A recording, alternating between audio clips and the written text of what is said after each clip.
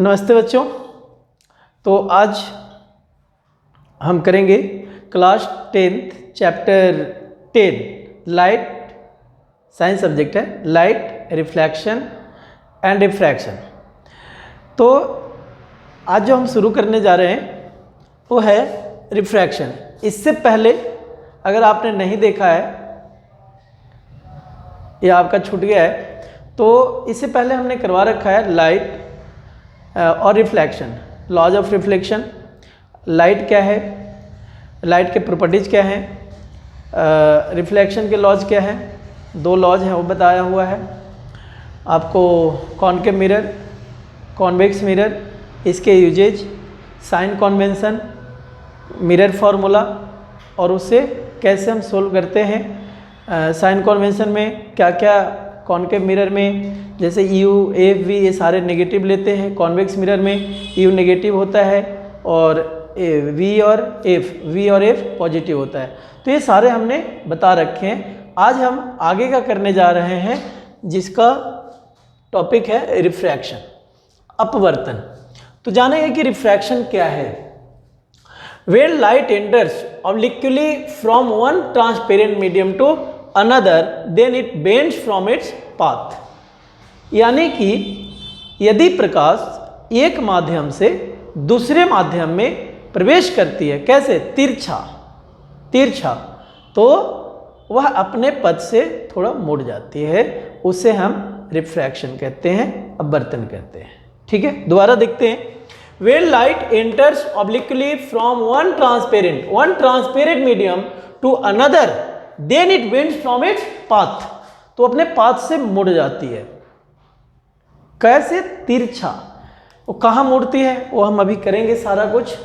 Interface पे, जहाँ दो मीडियम का इंटरफेस होता है, यानी कि जिस सतह से, जिस सरफेस से दो मीडियम अलग होते हैं उसको हम इंटरफेस कह रहे हैं यहाँ पे, और इंटरफेस कहते भी हैं। तो जो इंटरफेस होता है वहाँ से जब दूसरे मीडियम में जाता है तो मुड़ जाता है। ठीक है, ओके।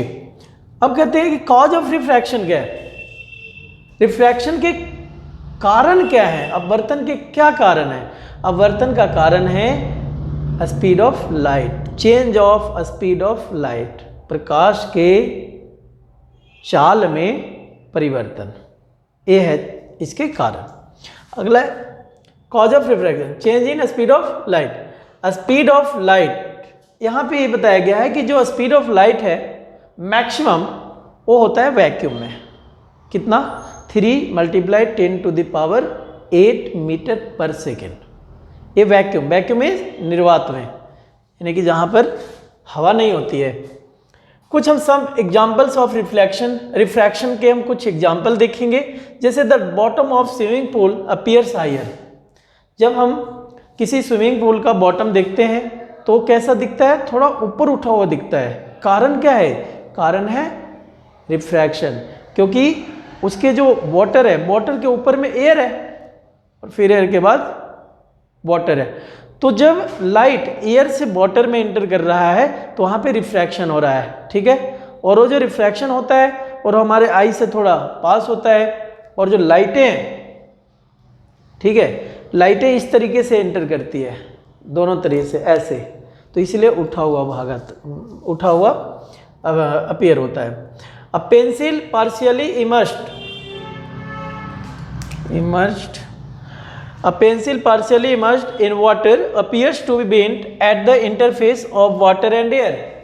अगर हम पेंसिल को वाटर के अंदर, यानी कि मान लो ग्लास है और ग्लास में पानी हमने ले रखा है, तो अगर हम पेंसिल को रखते हैं तो जहाँ पे वाटर और एयर का इंटरफेस है, जहाँ पे वो अलग हो रहा है वाटर और एयर, वहाँ पे अगर हम पेंसिल को रखते हैं तो पेंसिल मोड़ी हुई नज़र आती है। ठीक है, ये रिफ्रैक्शन के ही कारण होता है। Lemons placed in a glass tumbler appear bigger. अगर लेमन को हम ग्लास में रखते हैं तो वो थोड़ा बड़ा दिखता है। एक बच्चे ने पूछा भी था कि सर ये बड़ा क्यों दिखता है, तो बड़ा दिखने के कारण है कि जो हमारी जो आई होती है वो तो एक तो कि नियर होता है, नज़दीक, और दूसरी बात कि हमारे आई से जो रे जा रहा है, लाइट जा रही है उसके अंदर, वो लाइट जाने के बाद एयर से वाटर में एंटर करने के बाद वो क्या हो रहा है, रिफ्लेक्ट हो रहा है इस तरीके से, इस तरीके से। जैसे यहाँ है, यहाँ पे हमने ए रखा, यहाँ पे मान लो नींबू है, तो यहाँ से जब हम देख रहे हैं तो यहाँ पे लाइट आ रही है, तो ये क्या हो रहा है कि यहाँ पे जैसे ही मान लो यहाँ पे नीचे वाटर है और ऊपर में एयर है, तो जैसे ही एयर से वाटर में एंटर कर रहा है तो ये क्या हो रहा है, रिफ्रैक्ट हो रहा है। रिफ्रैक्ट होने से देखो ये जो चीज़ें हैं बढ़ गई, तो जब रिफ्रैक्ट होता है इसीलिए ये जो नींबू है वो बड़ा दिखता है, ठीक है। अब है letters of a book appear to be raised when seen the through a glass slab.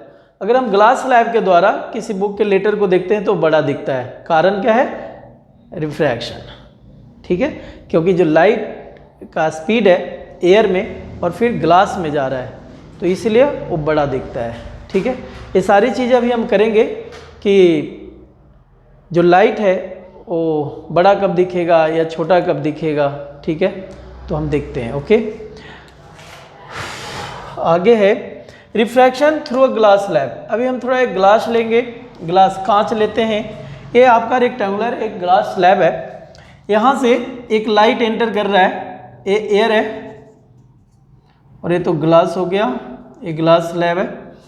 देखिए यहाँ से एक लाइट एंटर किया ये भी, अब यहाँ पे जैसे ही एयर से ये जो इंटरफेस है, यही इंटरफेस है, जैसे ही यहाँ से एंटर किया वो क्या हुआ, यहाँ से थोड़ा अपने पाथ से मुड़ गया, ठीक है, जबकि ये जाना कैसे चाहिए था, सीधा जाना चाहिए था, ठीक है। और फिर जैसे ही ग्लास स्लैब से बाहर निकला वो फिर यहाँ से ये मुड़ गया।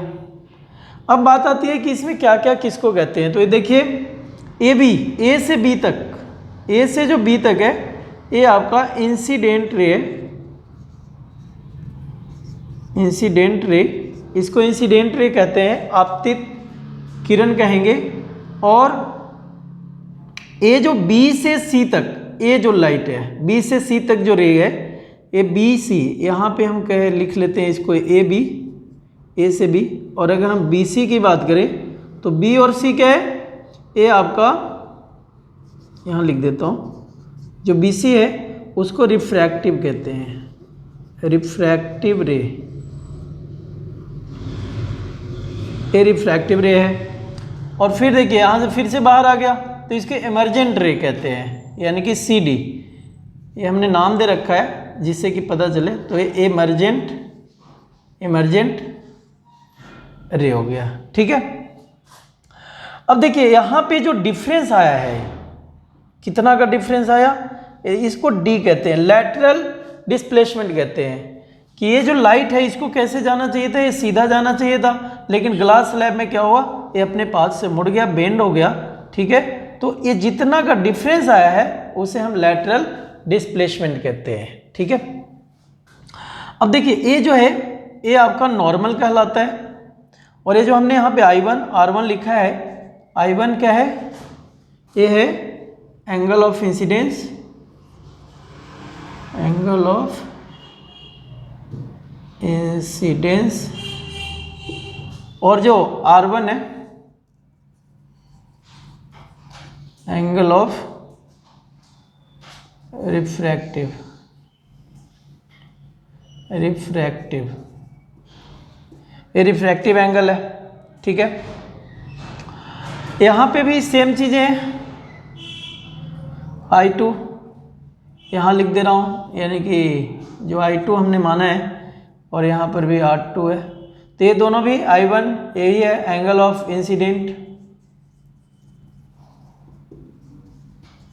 इंसिडेंस, और ये भी एंगल ऑफ रिफ्रैक्टिव, ठीक है। ओके, जो M1 हमने माना है ये नॉर्मल है, और यहाँ पर जो N2 M2 है ये भी नॉर्मल है, ठीक है, जो कि इंटरफेस पे बन रहा है, एयर और ग्लास के जो इंटरफेस है वहाँ पे बन रहा है, तो ये नॉर्मल है, ठीक है। तो इससे एक चीज़ और है कि ये जो आपका ए बी है यानी कि इंसिडेंट रे है वो हमेशा ही इमर्जेंट रे के पैरेलल होता है। क्या होता है? पैरेलल होता है, यानी कि ए बी जो है आपका ए वाली भाग ए बी पैरेलल किसका होगा? सी डी का। कारण इसका क्या है? कारण क्या है? कारण यह है कि हमने रेक्टेंगुलर स्लैब लिया है, तो ये जो इसको अगर हम पी क्यू आर एस मान लें, तो ये जो पी क्यू है वो आर एस के बराबर है और पैरेलल भी है, इसीलिए पी क्यू आर एस के बराबर है और पैरेलल भी है। ठीक है, पी क्यू पैरेलल है आर एस और P Q equal R S है, इसीलिए जो ए बी है वो सी डी के पैरेलल होगा। ठीक है, आगे हम देखते हैं लॉज ऑफ रिफ्रैक्शन। रिफ्रैक्शन के लॉज क्या है? तो इसके भी दो लॉज हैं। ठीक है, इसको मिटाता हूं, उसके बाद बताते हैं कि कौन कौन से लॉज है। ठीक है, ओके, तो मिटा रहे हैं।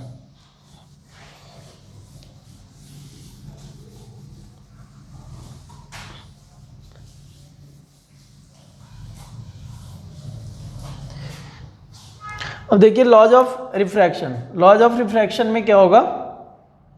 पहला तो है कि जो इंसिडेंट रे है और इंसिडेंट रे, रिफ्रैक्टिव रे and normal at the point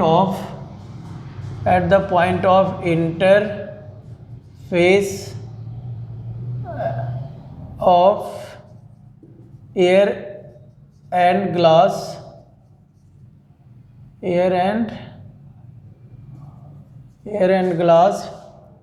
at the point of interface of air and glass lie at the same point। यानी कि इंसिडेंट रे, रिफ्रैक्टिव रे और नॉर्मल एक ही पॉइंट पे लाई करता है। और दूसरा है कि जो एंगल ऑफ इंसिडेंस और एंगल ऑफ रिफ्रैक्शन, ठीक है, तो रिफ्रैक्टिव एंगल और इंसिडेंट एंगल ये जो दोनों हैं हमेशा साइन के रेशियो में इक्वल होता है। किसके रेशियो में? साइन के रेशियो में, यानी कि हम यहाँ लिख सकते हैं sine angle i upon sine angle r equal to constant. ठीक है, यानी कि ratio of sine i to the ratio of sine r is constant, always constant, हमेशा कांस्टेंट होता है। ये कौन दिया है? स्नेल ने दिया है, स्नेल्स। ये स्नेल्स लॉ कहलाता है। तो ये स्नेल लॉ है कि हमेशा sine i upon sine r वो कांस्टेंट होगा। तो ये दो लॉ हैं रिफ्रैक्शन के। अब हम बात करेंगे रिफ्रैक्टिव इंडेक्स की। ठीक है, कि रिफ्रैक्टिव इंडेक्स क्या होता है? रिफ्रैक्टिव इंडेक्स, ये जो रिफ्रैक्टिव इंडेक्स है इसको हम n से डिनोट करते हैं और यहाँ पे n बराबर होगा speed of light in one medium upon speed of light in another medium. ठीक है, तो और देखते हैं इसको करके।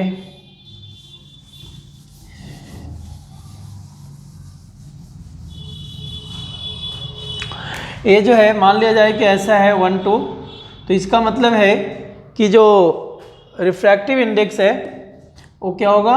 पहले हम लिखेंगे स्पीड ऑफ लाइट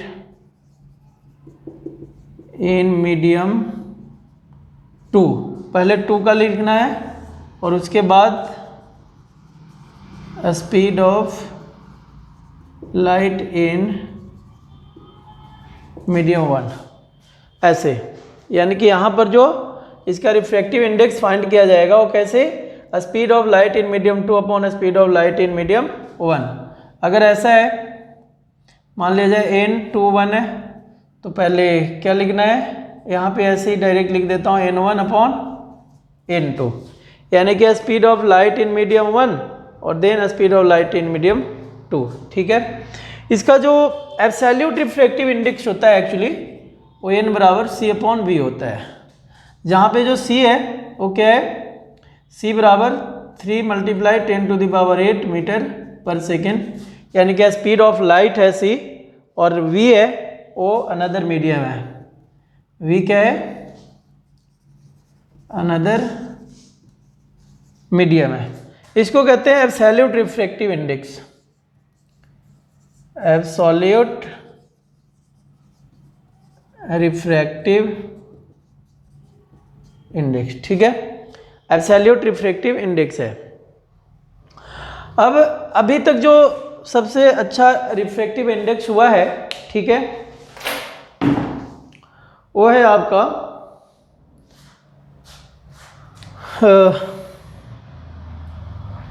वो है डायमंड।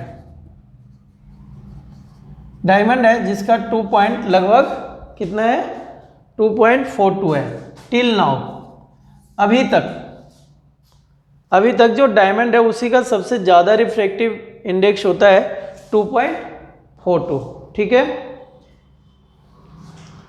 और ये लगभग 1/2.42 मल्टीपल लाइट से कम होता है, स्पीड ऑफ लाइट से, जो स्पीड ऑफ लाइट है उससे इतना गुना कम होता है। ठीक है, अब देखते हैं डेंसर मीडियम और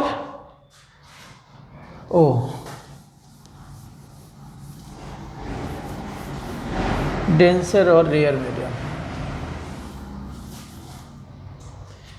ठीक है,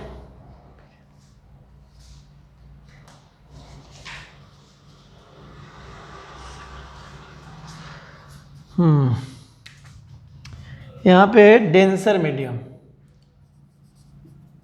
ऑप्टिकल डेंसर, ऐसे ही ले लेता हूँ। डेंसर मीडियम क्या होता है, डेंसर मीडियम, ठीक है, जिसका रिफ्रैक्टिव इंडेक्स ज़्यादा होगा वो डेंसर कहलाएगा। The transparent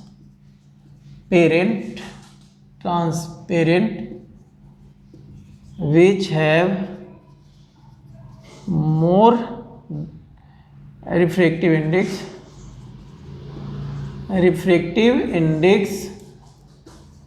is denser medium कहलाएगा।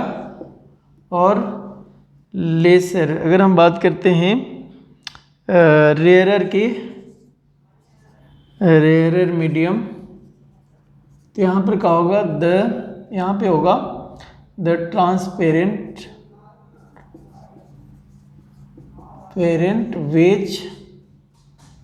which have lesser refractive index is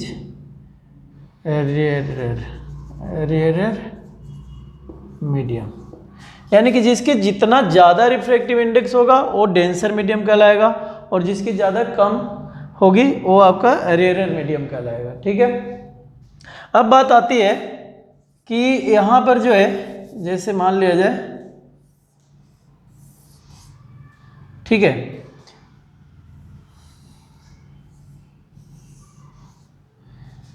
जैसे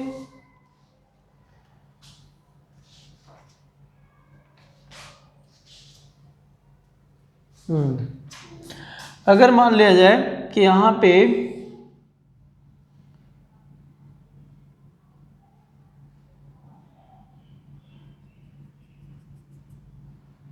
ऐसे है, ए लाइट का रे आ रहा है, ए है मान लिया जाए एयर, और ये क्या है, ग्लास स्लैब, ये हमने मान लिया ग्लास स्लैब है। ठीक है, तो ये चूंकि ये क्या है, रेयरर होगा, रेयरर होगा, और ये क्या होगा, डेंसर होगा। ठीक है,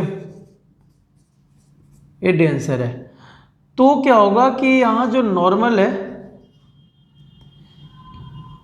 जो रिफ्रैक्टिव रे है,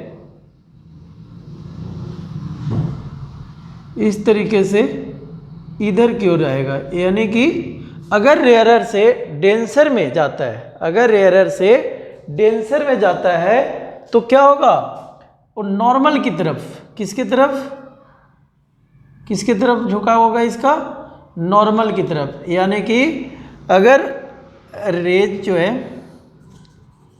rays enters from rarer to denser, then it bends towards normal, तो नॉर्मल की तरफ मुड़ जाएगा। ठीक है, अगर रेयरर से डेंसर के में जाता है। और अगर हम बात करते हैं कि मान लिया जाए एक ग्लास है,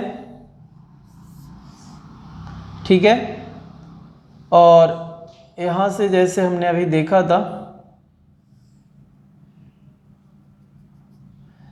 कि ये जो है किधर गया, नॉर्मल की तरफ। अब हम यहाँ पे बात करते हैं कि ये जा करके फिर से क्या हो गया, ये आ गया। तो ये क्या था, डेंसर, डेंस था, और ये रेयरर था। अब रेयरर से डेंसर से फिर रेयरर में आ रहा है।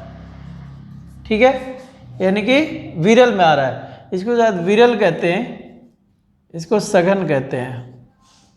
ठीक है, अब रेयरर में आ रहा है, तो रेयरर में क्या होगा, ये जो नॉर्मल है, नॉर्मल से दूर भागेगा। ऐसे जो है इस तरीके का होना चाहिए था, तो नॉर्मल से क्या होगा, नॉर्मल से दूर भागेगा। ठीक है, यानी कि इस तरीके से नॉर्मल से दूर। तो यहाँ पे लिखेंगे कि when rays enters from denser to rarer medium,